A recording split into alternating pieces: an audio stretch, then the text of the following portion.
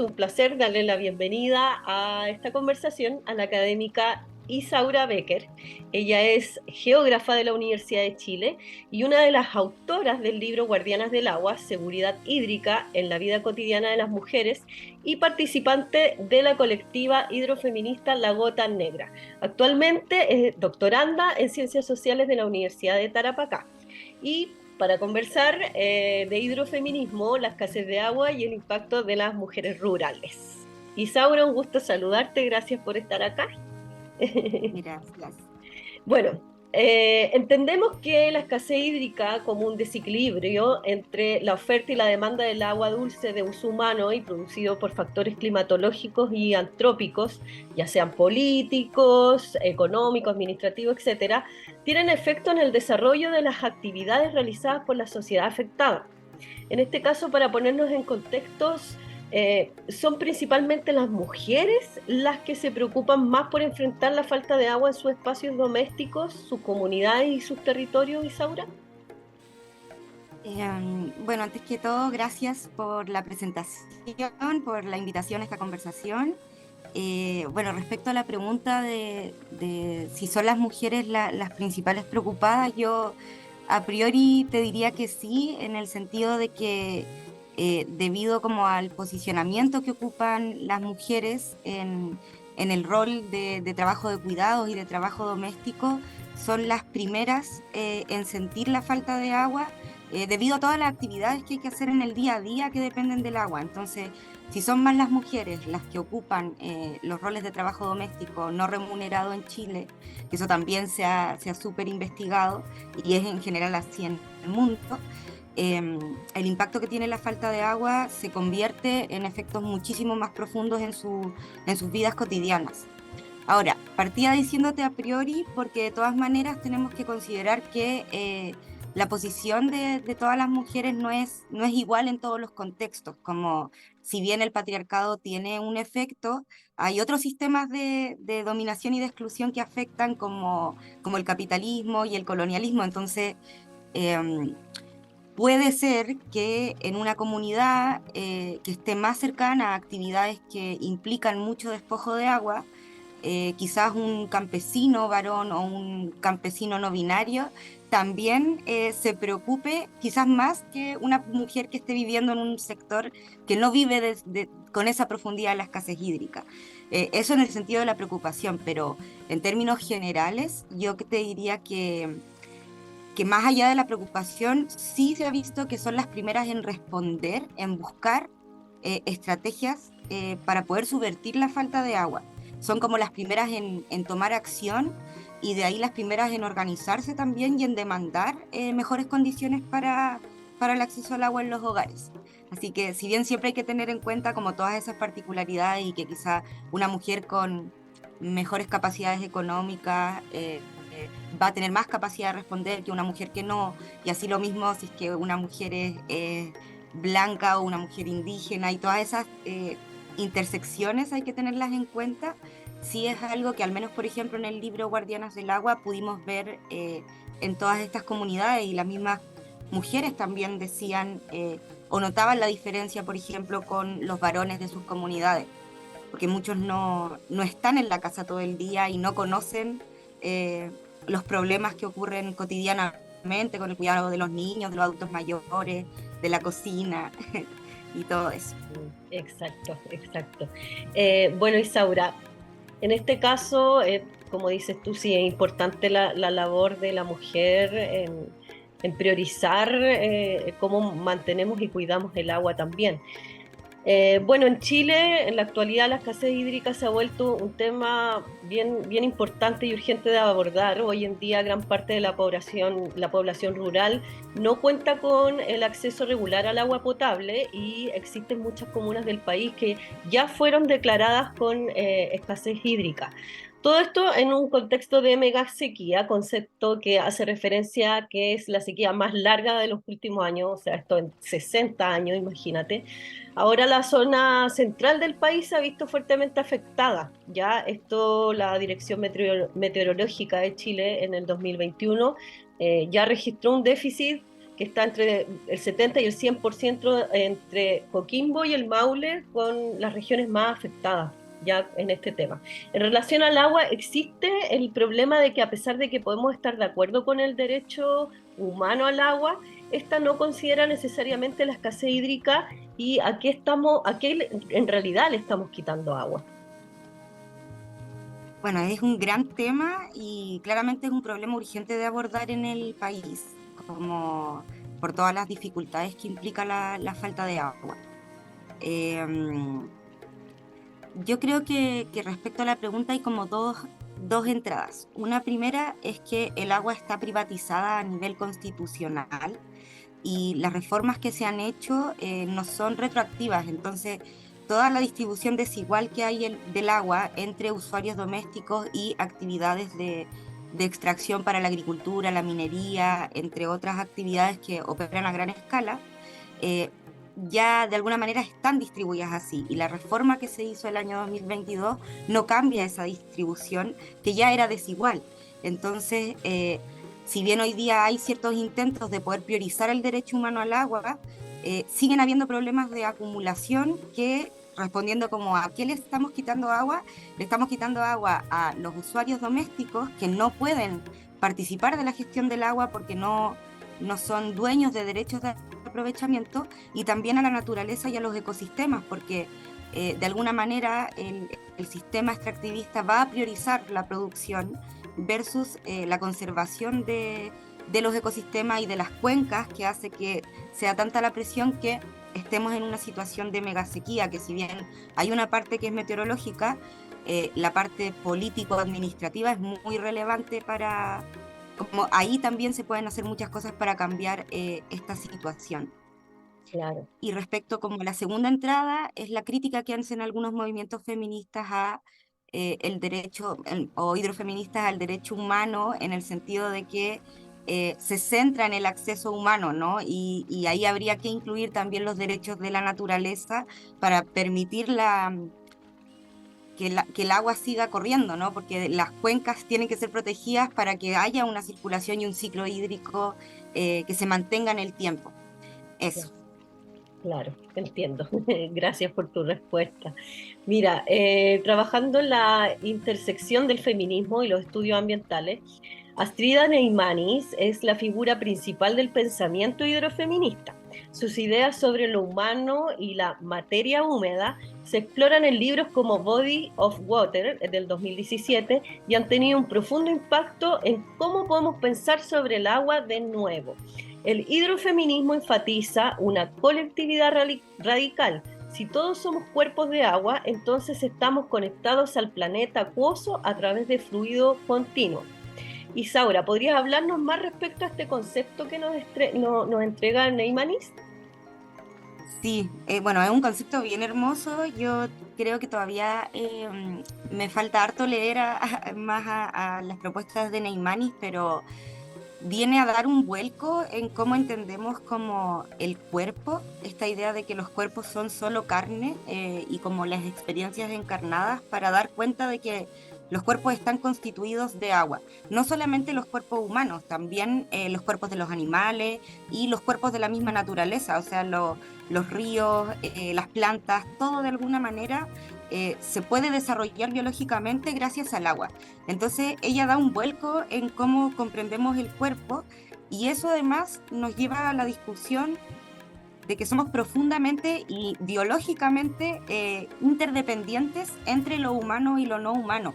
Y creo que ahí ella también aborda como otra noción, que son como las comunidades hídricas que dependen e interdependen entre ellas, para dar cuenta de que lo que le pasa a lo no humano indudablemente va a afectar al humano y viceversa. Por ejemplo, un caso que ella toma es como producto de la utilización de medicamentos muy químicos que salen del cuerpo humano a través de los baños, se ha afectado a ciertos ecosistemas, por ejemplo, de peces, que ahora buscan esos químicos en el agua que llega de los baños a los ríos, por ejemplo. Entonces ahí se muestra muy bien que somos interdependientes entre las distintas especies. es un tremendo vuelco para pensar el cuerpo y yo creo que es como un gran aporte para entender cómo esta interdependencia entre los seres humanos y la naturaleza, que en realidad somos naturaleza, como que esa sería la conclusión. Sí, dependemos de nosotros, en todo sentido. Mm, Exacto. sí. Y bueno, sobre esta situación y la escasez hídrica, existen mujeres que viven en la localidad rural de Tiltil, que en este momento están sufriendo por la escasez hídrica ya declarada en la zona. Quería saber si tienes conocimiento del tema, si has conversado quizás con alguna no sé, participante de alguna comunidad colectiva, un colectivo de Mm. allá. ¿Qué nos puedes Mm. decir referente al tema? Si bien así como la historia de todo lo que pasa en Tiltil tampoco lo conozco tanto, igual en el libro Guardianas del Agua tuvimos la oportunidad de hablar con mujeres de la zona y también de otros sectores rurales cercanos que me parece que están viviendo problemas bastante similares, aunque Tiltil también es un caso especial como porque se concentran ahí muchísimos problemas socioambientales que tienen que ver con el agua, tanto la presión agrícola, sobre todo también el tema de la basura, de que en Tiltil se concentra casi la mayoría de la basura de Santiago, lo que podría generar que se contamine los acuíferos que están debajo de la basura y por lo tanto la gente no tenga confianza en el agua que recibe en la casa porque estás viendo que cercano a tus hogares hay muchísima contaminación. Y por otro lado, la presión inmobiliaria que ha ido afectando a las comunas cercanas de Santiago, ¿cierto? En donde en sectores rurales que históricamente tuvieron modos de vida campesinos asociados a tener tu propia huerta para subsistencia, llegan grandes condominios que también presionan para tener agua. Y eso genera desigualdades en el acceso. Y yo creo que ahí sí también las respuestas son bastante similares a lo que está pasando o lo que le pasa a las mujeres y el agua en la zona central de Chile, en donde hay que trabajar más para llevar a cabo las labores domésticas porque hay que comprar agua embotellada para algunas labores, hay que ir a hacer cosas em, quizás en la casa de otros vecinos para poder como complementarse. Igual a propósito de eso se da mucha organización, que eso es como la parte positiva, que buscan como cuestionar estas desigualdades. Entonces también hay muchas respuestas frente a estas como injusticias y algo que creo que en algún momento también comentamos como quizás lo más preocupante es que las personas ya no puedan llevar a cabo sus vidas en esos lugares y tengan que irse. Quizás es como otro efecto que tiene la escasez que se ha estudiado poco, que es el tema de la migración interna, como cómo el agua es tan determinante para llevar a cabo nuestros proyectos de vida que cuando no la tenemos, tenemos que movernos a otro lugar en busca de agua. Y, y eso también me parece muy injusto cuando se produce por una injusticia, como, porque si es porque alguien se quiere mover, bueno, adelante, la movilidad es un derecho también, pero si no, se transforman en procesos de movilidad forzada también. Así que Claro. eso La idea es que la mucho movilidad entonces. sea libre. Claro, sea libre y no porque por injusticias que van más allá de, Del o sea, entorno. por injusticias que son decididas a nivel más macro y como en el contexto del extractivismo, porque yo creo que y como uno no tiene derechos de agua, no puede participar de la toma de decisiones, ahí hay una exclusión de los usuarios y de las mujeres a tomar decisiones sobre nuestros propios territorios. eh, y ahí la injusticia. Sí, exacto, exacto. Y bueno, para finalizar entonces quería hablar un poco de tu libro. Es un libro que podemos descargar de forma gratuita, podemos ir a las librerías, adquirirlo. Cuéntanos un poco respecto a eso. ¿Ha tenido llegada con quizá algunos colectivos de mujeres? ¿Te han retroalimentado de tu libro? Cuéntanos. Sí, sí, mira, el libro que escribimos con la Macarena Salinas, la otra coautora, Lo hicimos en el contexto de pandemia, igual fue bastante difícil llegar a muchas mujeres y lo que nos preguntábamos, porque habíamos trabajado harto en Petorca y se sabe la situación que está viviendo Petorca con el tema de los paltos, y nos preguntábamos si esto pasaba así en otros lugares también. Y ahí quisimos empezar a contactar mujeres de otras comunas de la zona central, que es quizás la zona que más se ha afectado por la sequía en Chile. Y también, bueno, porque hay más investigación también que da cuenta de eso. Pero a partir de eso decidimos recopilar los relatos de vida en relación a la escasez, a cómo ellas enfrentan la escasez y ver qué estrategias surgen de ahí. Y ahí pudimos darnos cuenta de que, claro, hay situaciones bastante similares que son muy graves porque también afectan otras dimensiones de la vida de las mujeres, como por ejemplo, si es que tengo que tener más trabajo doméstico, quizás no tengo tanto tiempo para otros trabajos que sí sean remunerados, entonces también en las casas se va produciendo como un empobrecimiento que tiene que ver con la falta de agua, porque o no sé, todo lo que pasa con el trabajo de cuidados de los niños, por ejemplo, si es que hay cortes de agua que, que se dan en la tarde y al final hay que acostar a los niños más tarde porque no pude cocinar a la hora que normalmente cocino, por dar un montón de otros ejemplos que están en el libro. El libro ha tenido mucha llegada y eso nos ha puesto muy contentas. Em, Además, yo creo que algo importante es que los relatos que están en el libro fueron validados por las mismas mujeres. O sea, nosotras hicimos entrevistas, las escribimos y esa transcripción antes de publicarla fue coeditada junto a cada una de las participantes para asegurarnos que cada relato estuviese representando efectivamente sus experiencias. Y yo creo que eso igual ha sido muy como para mí me enseñó mucho y creo que también es importante como el ir validando cuando uno se dedica como a la investigación Claro, las cosas que se están publicando, porque a veces uno puede estar poniendo su interpretación por sobre la que tiene la persona. Y claro. eso, yo creo que eso también ha hecho que se dé esa llegada del libro, que se ha distribuido en varias colectivas y por supuesto es gratis. Se puede descargar de la página de la Fundación Heinrich Böll y em, creo que también en la fundación que está en Santiago, en Providencia, hay algunas copias que uno puede pasar por la fundación a buscar.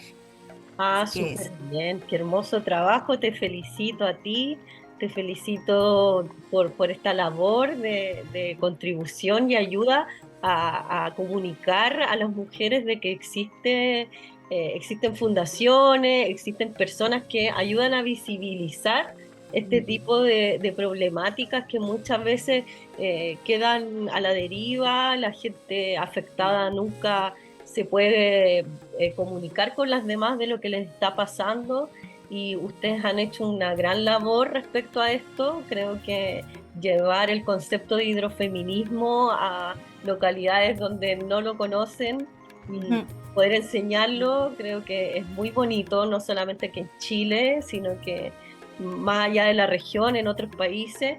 Y eso, felicitarte y darte las gracias por esta entrevista que va a ser muy útil también para todas esas pobladoras que quieren saber del tema.